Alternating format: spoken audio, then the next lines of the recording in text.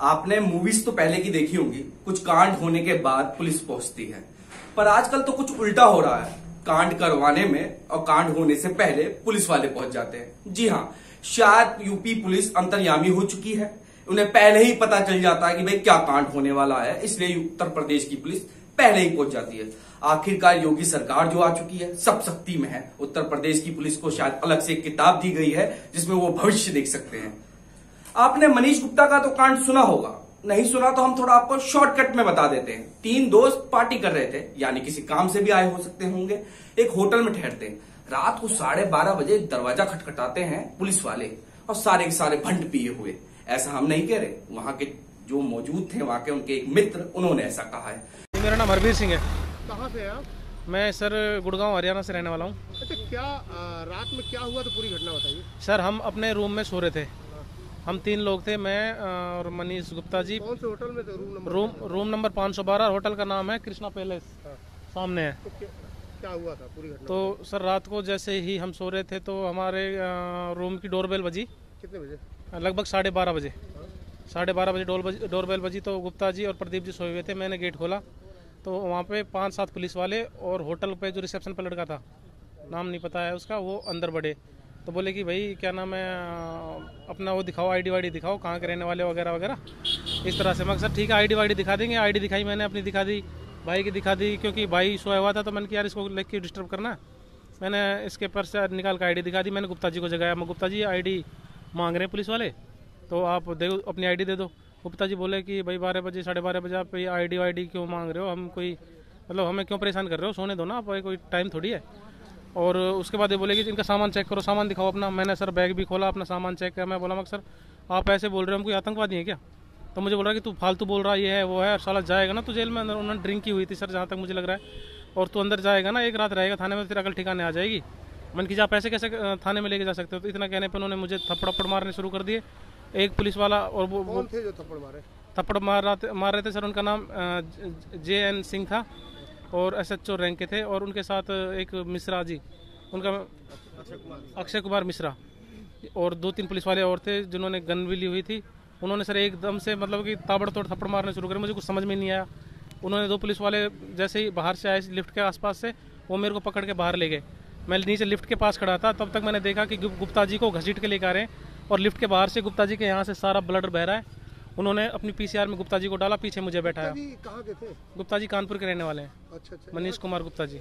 जब दरवाजा खुलता है तो उनसे आईडी कार्ड मांगा जाता है। जब आईडी कार्ड वो दिखा देते हैं तो उनका बैग की तलाशी ली जाती है। उनमें से एक मनुष्य ही गलती कर बैठता है और कहता है भाई साहब हम क्या आपको आतंकवादी दिखते हैं जो हमारे बैग की तलाशी की जा रही है? फिर क्या भैया, वर्दी वालों के रौब में तो ये बात चुप गई। फिर तो उन्होंने धनाधन ठोकना चालू कर दिया। ऐसा हम ये भी नहीं कह रहे, ये भी उन्होंने ही कहा है जो वहां पर मौजूद थे। उसके बाद मनीष गुप्ता जी को मारा जाता है, खून पे लथपथ उन्हें हॉस्पिटल पहुंचाया जाता है, और वहां पर उनकी मौत हो जाती है। बात अगर इतनी सरल होती तो आसानी से समझ में आ जाती है। 2 सवाल मन में बहुत उठ रहे हैं मेरे, शायद आपके भी उठ रहे होंगे। पुलिस वाले वहां पहुंचे क्यों, कैसे पहुंचे, किस बात के लिए पहुंचे? तो एक सवाल मन में ये होता है कि हो सकता है वहां पहले से कुछ अवैध काम चल रहे होंगे और जगह, और होटल वालों ने पुलिस वालों को फोन किया होगा।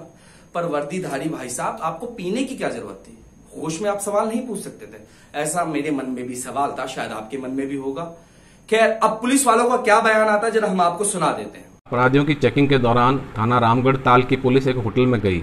वहां पर एक कमरे में 3 युवक संदिग्ध अलग अलग शहरों से आए थे जो ठहरे थे। इस सूचना पर पुलिस ने होटल मैनेजर को साथ में लेकर कमरे की चेकिंग करने गई, जहां पर हड़बड़ाहट में एक युवक की कमरे में गिरने से चोट लग गई। दुर्घटनावश हुई इस घटना से पुलिस ने तत्काल होटल मैनेजर को साथ लेकर युवक को अस्पताल में भर्ती करवाया, जहां पर उसका इलाज हुआ। BRD में दौरान इलाज उस युवक की मृत्यु हो गई। पुलिस ने तत्काल परिजनों को सूचित किया है। शव को मोर्चरी में रखवाया गया है। आगे डॉक्टरों के पैनल से पोस्टमार्टम करवाकर इसमें नियमानुसार कार्रवाई की जाएगी। फिलहाल ये युवक किस पर्पज से, किस कार्य से यहाँ आए थे, इसकी जांच की जा रही है, और किसके साथ ये यहाँ रहे थे, कितने दिन रहे थे, इस संबंध में जानकारी कर आगे कार्रवाई की जाएगी। तो सुना, पुलिस वाले कहते हैं कि जब दरवाजा खटखटाते हैं मनीष गुप्ता जी बेड से उठते हैं और धड़क से नीचे गिर जाते हैं और मुंह से खून निकलता है और उनकी मौत हो जाती है। क्या स्टोरी बताते हैं उत्तर प्रदेश की पुलिस। शायद आपने दुबे का कांड तो सुना होगा, बीच सड़क पे गाड़ी पलट जाती है, जिसके पैर में रोड लगी होती है, वो भागता है इंसान और उसके पीछे की जगह आगे गोली मार जाती है, यानी कि उल्टा भाग रहा होगा। शायद उत्तर प्रदेश की पुलिस को मूवीज देखनी चाहिए, शायद उनसे कुछ सीख लेनी चाहिए। खैर हमें तो ये भी समझ में नहीं आ रहा। खैर अखिलेश यादव जी मिलते हैं उनकी पत्नी से, उसके बाद तो योगी आदित्यनाथ जी मिलते हैं। 10 लाख का वादा किया है, 10 लाख मिल भी गए हैं और एक नौकरी देने का वादा किया है। अब हमें यह समझ में नहीं आ रहा कि जहां पुलिस कह रही है कि शायद उसकी तफ्तीश होगी, कुछ हो रहा था, तो सरकार को पैसे देने की क्या जरूरत थी। यानी आप कांड को दबाना चाहते हैं। चुनाव आने वाले हैं, इतनी चीजों को बड़ा करने का विपक्ष पार्टी तो सवाल हमेशा उठाएगी, कहीं ना कहीं उठाना चाहिए भी सवाल। खैर हम इस बात पे रहते हैं कि अभी अभी एक और वीडियो वायरल हो रही है, शायद आपने देखा होगा कि मीडिया कर्मी घिरे पड़े हैं उनकी पत्नी को, भाई हमें जवाब दीजिए कहां बुलाया जा रहा है। उनकी पत्नी ने बयान देने से भी अब मना कर रही हैं। सबसे विनती है, इस होटल ही में मेरे हस्बैंड का खून हुआ है, एक पुलिस वाले ने किया है, प्लीज न्याय दिला दीजिए। आप देखिए बाकी सारी क्लिप, कहीं खून नहीं है, वो खून से लथपथ थे।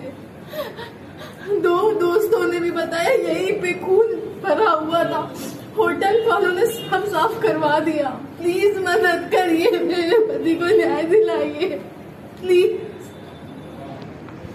खैर आगे जाके इसकी क्या होगी, सारे पुलिस वाले को हटा दिया गया है। डीएम का आपने वीडियो देखा? नहीं देखा तो हम आपको दिखा दे रहे हैं, धमकी कैसे मिली थी, जब देखिए परिवार वालों। आप कृपया करके निष्पक्ष तंत्र जांच करिएगा, इसके लिए मैं और कप्तान साहब स्वयं निगरानी करेंगे, ये मैं आपको आश्वस्त करता हूं। मेरी बात इसमें रख लीजिए, मेरा अनुरोध मान लीजिए, मैं आपको एक बड़े भाई कानून जो है इस पर आपको विश्वास है और हमें भी, ठीक है, हम दोनों लोग मानते हैं। ये अनुरोध करूंगा कि विश्वास को आप मैं भी विश्वास रखता हूँ कि एक बार मुकदमा होने के बाद आपको अंदाजा नहीं है, मुझे पता नहीं कि आपको प्रक्रिया पता नहीं, सालों तक कोर्ट में ये है कि उनका पहले से तो कोई झगड़ा था नहीं, वो गए थे वर्दी पहन के गए, मुझे बताया ना कि क्यों हुआ है, तो मैंने आपको दिया है, इसीलिए हम आपकी बात सुबह से सुन रहे हैं। मैडम ने मुझे कहा कि आप निलंबित कर दीजिए, मैंने कर दिया, और तब तक बहाल नहीं होंगे जब तक उनको क्लीन चिट ना मिल जाए। नौकरी में बार मुझे नौकरी उनकी नहीं चाहिए भैया, मुझे उनको पूरी तरीके से नौकरी से हटाइए। मुझे या तो मुझे जान के बदले जान चाहिए। आप साफ सीधे समझिए, रिकॉर्डिंग नहीं चल रही है भैया, रिकॉर्डिंग। तो वीडियो आपने देखा, तो कहीं ना कहीं अगर आप वर्दी पे हैं, आप किसी पोस्ट पे हैं, तो आम आदमी को आपका धमकाने का आपको हक है। ये गरीब लोग कहाँ जाएंगे? अच्छे खासे प्रॉपर्टी डीलर वाले थे, जिनके पास पैसा भी भरपूर था, इज्जत भी ठीक ठाक थी, उन लोगों का क्या होगा जिनके पास कोई बैकअप ही नहीं है? तो कहीं ना कहीं गरीब है तो आपको दबोचा जाएगा, आपको ठोका जाएगा, मारा जाएगा और आपके ऊपर ही केस किया जाएगा, और सरकार हाथ में हाथ धरे रहकर चुप बैठी रहेगी। खैर इसमें आपकी क्या राय है, हमें जरूर अपडेट कीजिएगा। अपडेट सिर्फ सुनने से नहीं होता, लिखने से होता, तो लिखिएगा और अपडेट जरूर दीजिएगा। धन्यवाद।